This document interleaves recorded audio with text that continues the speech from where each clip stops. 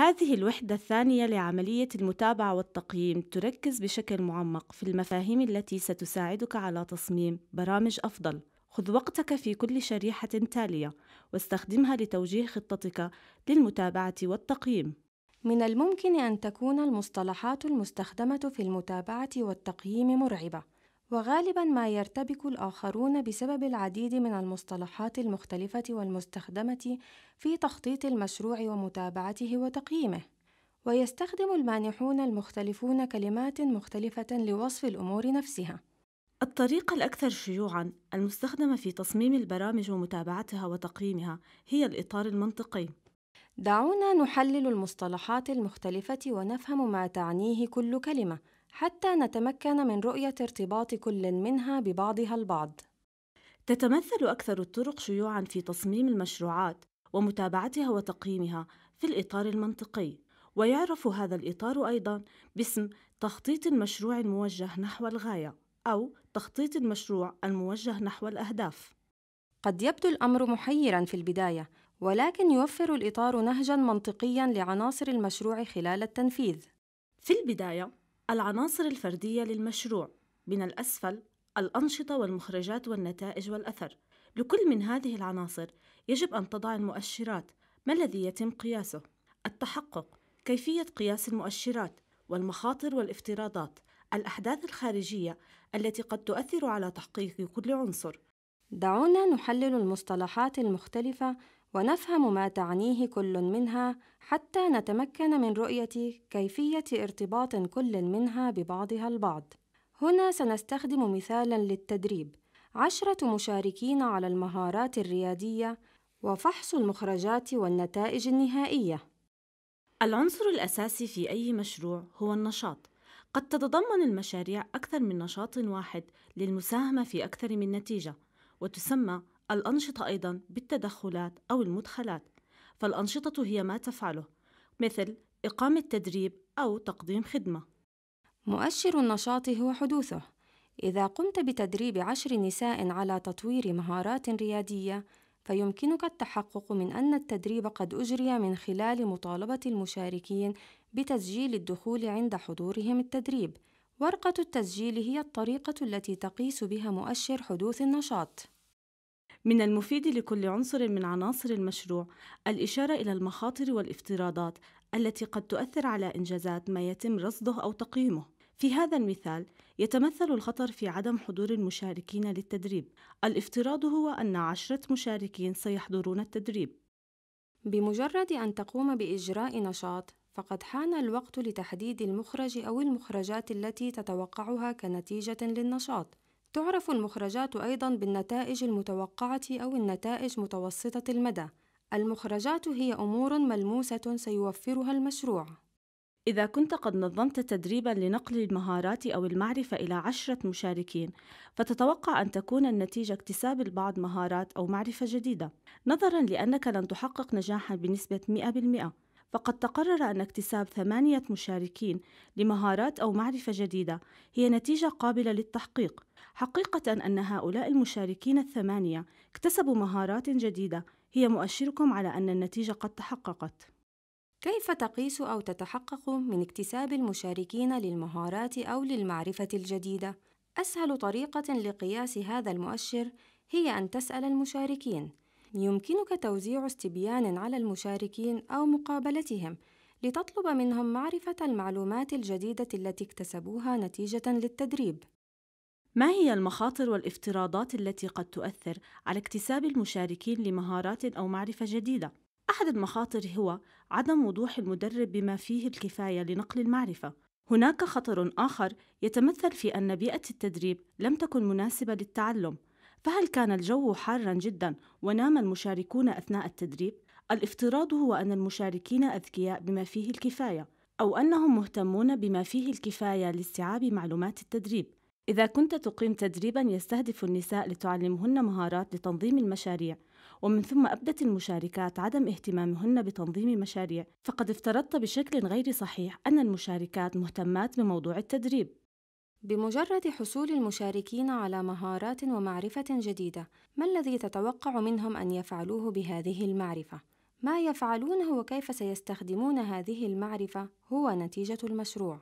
إذا ذهب جميع المشاركين إلى منازلهم ولم يستخدموا المعرفة، فلن يكون هناك مخرج للمشروع. ولكن إذا كان 4 منهم على الأقل قد بدأوا أعمالهم الخاصة في المجتمع، و4 منهم قد حصلوا على وظائف باستخدام مهاراتهم الجديدة، فهذه مؤشرات على النتيجة. بمعنى آخر، إنها الفائدة التي قدمها مشروعك. يمكنك قياس أو التحقق من المخرجات بعدة طرق. يمكنك المتابعة مع كل مشارك عن طريق الاتصال به لمعرفة كيفية استخدامه لمهاراته الجديدة. يمكنك إجراء استطلاع بين أصحاب العمل لمعرفة ما إذا كان المشاركون يستخدمون مهاراتهم في وظائفهم الجديدة. لتحقيق هذه النتيجة، سنفترض أن المشاركات النساء سيكون في وضع يسمح لهن باستخدام مهاراتهن ومعرفتهن الجديدة في مجتمعاتهن لبدء الأعمال التجارية أو إيجاد وظائف جديدة. قد تكون من المخاطر أن الوضع الاقتصادي في المجتمع لا يستطيع دعم الشركات الجديدة أو التوظيف. هناك خطر آخر يتمثل في أن عائلات المشاركات قد لا تسمح لهن بالقيام بأنشطة اقتصادية خارج المنزل. كلما ارتفعنا في الإطار المنطقي الذي نقوم بإعداده، كلما كان من الصعب تحديد الأثر الكلي لمشروعنا أو نشاطنا، ومع ذلك يجب علينا ربط أنشطتنا ومشاريعنا بالأهداف طويلة المدى وبالتغيير الذي نرغب في التأثير به. في هذه الحالة قد لا يعزى هدف الاستقلال الاقتصادي بالكامل إلى مشروعنا أو نشاطنا، لكن الإطار المنطقي سيساعدنا على تصميم أنشطة ذات أهداف طويلة المدى.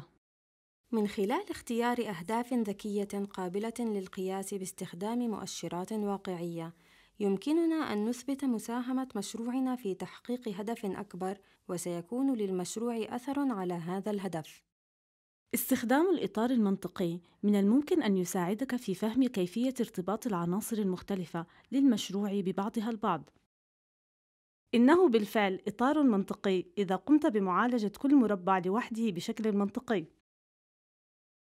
يساعد هذا الرسم على فهم ليس فقط كيفية ارتباط العناصر المختلفة للمشروع ببعضها البعض، ولكن أيضاً يساعد على فهم مستوى تأثير مشروعك على كل عنصر. كمنفذ للمشروع، لديك تأثير مباشر على الأنشطة والمخرجات الخاصة بك. إن أنشطتك سواء أكانت تدريبات وورشات عمل أو تقديم لخدمات معينة تخضع لسيطرتك. تؤثر أنشطتك على المخرجات سواء أكانت مهارات متزايدة أو تحسين صحة الأفراد. لديك تأثير أو سيطرة أقل على النتائج والأثر، كونها متعلقة بالتغيير المؤسسي أو السلوكي الذي يعتمد على الأنشطة والمخرجات. ومع ذلك، لا يزال بإمكانك متابعة وتقييم النتائج والأثر إذا كان لديك في بداية مشروعك أهداف ذكية واضحة ومؤشرات واضحة لقياس ما إذا تم تحقيق الأهداف. الهدف ليس نشاطاً أو مخرجاً، الهدف هو الذي تحاول منظمتك إنجازه، وليس ما تقوم بفعله. في بعض الأحيان يتم استخدام كلمتي الغايات والأهداف بالتبادل. في اللغة الإنجليزية نقول بأنه على الأهداف أن تكون ذكية smart، لأن حروف كلمة ذكية smart تعبر عن الكلمات الآتية: specific أي محددة، measurable أي قابلة للقياس، achievable أي يمكن تحقيقها، و realistic أي واقعية، و time bound أي محددة زمنياً. عند تحديد الأهداف، اسأل نفسك عما إذا كانت الأهداف محددة وقابلة للقياس وقابلة للتحقيق وواقعية ومحددة زمنياً. إذا لم تكن كذلك، فلا يمكنك اعتبارها أهدافاً ذكية.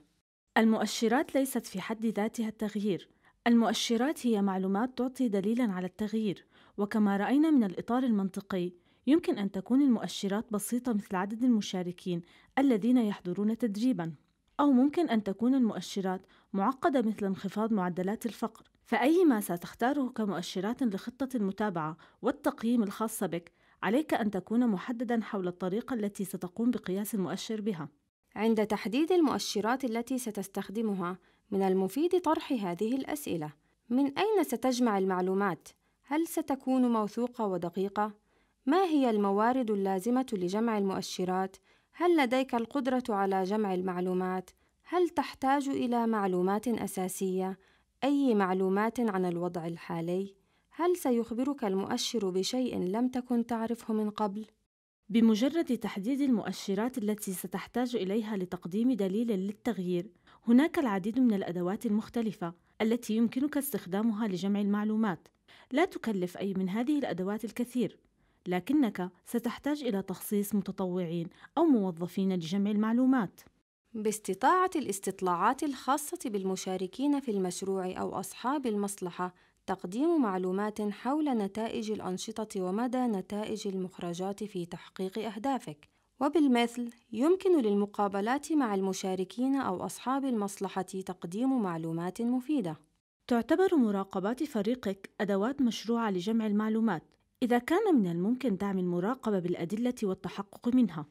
توفر دراسات الحالة التي تحتوي على معلومات أساسية لمقارنة نتائج المشروع صورة مفيدة لحياة المشروع. وأخيراً، هناك الكثير من المعلومات المجانية من المصادر المفتوحة المتاحة على الإنترنت ومن مؤسسات المجتمع المدني الأخرى أو المكاتب الحكومية التي يمكنها توفير إحصاءات ومعلومات للتحقق من المؤشرات التي تختارها لمتابعة وتقييم مشروعك. لا تكتمل عملية متابعة وتقييم مشروعك ما لم تكتب تقارير عن النتائج. بمجرد قيامك بتنفيذ الأنشطة وتحديد المؤشرات لتقييم المخرجات والنتائج التي تتوقعها من مشروعك وجمع المعلومات للتحقق من المؤشرات، فأنت على استعداد لكتابة التقارير عن نتائجك. يجب على فريق المشروع مراجعة جميع المعلومات التي تم جمعها وطرح الأفكار لتفسير أهمية الأنشطة وتقييم الحقائق والنتائج المقدمة من جمع المعلومات عن المؤشرات. على تقريرك أن يعرض الحقائق والنتائج مع تفسير وتحليل المعلومات الخاصة بك. عند تقييم مشروعك، إليك بعض الأسئلة التي يجب أخذها بعين الاعتبار. هل كان هناك تغيير؟ يمكن أن تكون التغييرات إيجابية أو سلبية.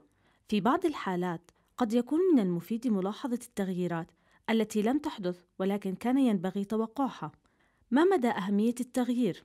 بعض التغييرات صغيرة وبعضها هائل. فكر فيما إذا كنت بحاجة إلى التأكيد على أهمية التغيير. ما هو عدد الأشخاص الذين تأثروا بالتغيير؟ هل المجتمع بأكمله قد تأثر أم عدد قليل من الناس؟ من المفيد والمهم أن تكون محدداً وأن تعرف عدد الأشخاص الذين تأثروا. ما هي المجموعات المستهدفة التي تأثرت بالتغيير؟ لا يحدث التغيير بالتساوي لجميع أصحاب المصلحة أو المشاركين في المشروع. البعض يستفيد أكثر من غيره. هل كان التغيير مقصوداً؟ في بعض الأحيان يكون التغيير غير مخطط له، ويمكن أن يوفر نظرة ثاقبة في البرامج المستقبلية. هل التغيير مستدام؟ تفضل أن تعرف الجهات المانحة ما إذا كان التغيير طويل الأمد ومستداماً، على الرغم من أنه ليس من السهل دائماً تحديد ما إذا كان التغيير مستداماً أم لا، إلا أنه من الممكن ذكر المخاطر أو الافتراضات التي تؤثر في الاستدامة. ما الذي جعل التغيير يحدث؟ من أجل إعادة إنتاج تغيير ناجح، من المهم معرفة كيفية حدوث التغيير، أو ما هي الأنشطة والعمليات التي أدت إلى التغيير، كما أنه يساعد في أن تفهم ما إذا كان التغيير نتيجة لمشروعك وليس نتيجة لشيء ما لا علاقة له بأنشطتك. كيف سيؤدي التغيير إلى تغيير إيجابي في حياة الناس؟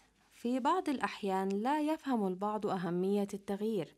إذا كنت تقوم بكتابة التقارير عن نتائج المشروع، عن النتائج المباشرة لأنشطتك، قد لا يكون معنى التغيير واضحاً للجميع. قد تحتاج إلى شرح فوائد التغيير. كيف تقارن التغييرات بالمعلومات الأساسية قبل التنفيذ؟ لا يمكنك القول بأن هناك تغييراً إذا لم تصف ما كان موجوداً من قبل. كيف تقارن التغييرات بما هو واقعي؟ إذا صممت خطة المتابعة والتقييم الخاصة بك باستخدام الإطار المنطقي، فستتمكن من توضيح ما كنت تتوقعه حتى يتم فهم تأثير التغيير. ما الدليل الذي لديك للتغيير الذي حصل؟ يجب أن تصف الأدلة بالتفصيل. المعلومات التي تم جمعها للتحقق من المؤشرات، بحيث يمكن لجمهورك أن يقرر ما إذا كان التغيير هاماً وقيمة. على سبيل المثال، هناك فرق كبير بين دراسة على مستوى الدولة وبين مناقشة مع شخصين من قرية. قد يقدم كلاهما دليلاً على التغيير، ولكن عليك أن تكون واضحاً بشأن هذه الأدلة. بأي درجة من الثقة يمكنك التحدث عن التغيير؟ ليس من السهل دائماً إحالة التغييرات التي حدثت إلى العمل الذي قمت به أو أن تكون محدداً بشأن التغيير. تدرك الجهات المانحة بأن التغيير المنهجي الطويل الأجل هو نتيجة للأنشطة والعمليات المترابطة. لا يمكن أن ينسب الفضل لأحد المشاريع في تغيير اجتماعي كبير، ولكن إذا قمت بتصميم مشروعك باستخدام الإطار المنطقي، فستتمكن من الإشارة إلى مساهمة المشروع في التغيير. يجب أن تعترف بمستوى ثقتك والأسباب المحتملة الأخرى للتغيير لكي تؤخذ على محمل الجد. إن التغيير العميق يستغرق وقتاً طويلاً. كن فخوراً بالتغييرات الصغيرة التي حققتها مشاريعك.